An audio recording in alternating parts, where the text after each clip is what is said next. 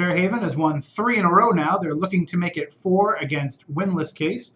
That game will be at Case Saturday at 1 p.m. I almost said Friday at 1 p.m. That would have been a pretty good time to have a game, but Saturday at 1 p.m. And, the Cardinals, even though they're winless, they've been putting up a good fight this year, and I think that they'll be a pretty good challenge for the Blue Devils. Yeah, I know last week I wasn't too kind to the Case Cardinals in my preview of the Voc Tech game.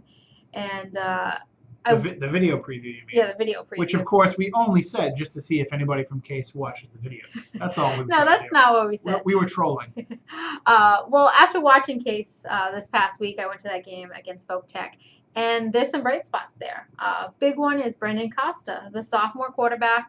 He's a transfer from New Bedford, and when he has the ball, good things happen. He just makes everyone on the team around him so much better. There were times where it was like 3rd and long, and, he'd try and throw a pass. Nobody was open. He'd take the ball himself, picked up a first down. I mean, a lot of things like that, plays he created. He made things happen. Unfortunately, Case ended up getting into a big hole early.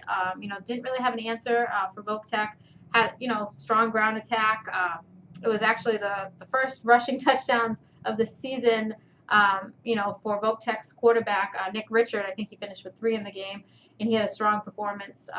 But really, Case is a program that's trying to build. They're going to, like some of the other area programs that have had to rebuild, like Wareham, it takes a year or two sometimes to kind of get things going. You have the growing pains. But, as long as Costa can stay healthy, they should be able to build on him because he's only a sophomore.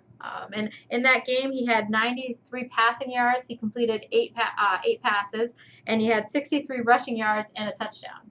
He did come out of the game in the 3rd quarter, ended up getting the wind knocked out of him. At that point, they were already down pretty big, so he didn't go back into the game.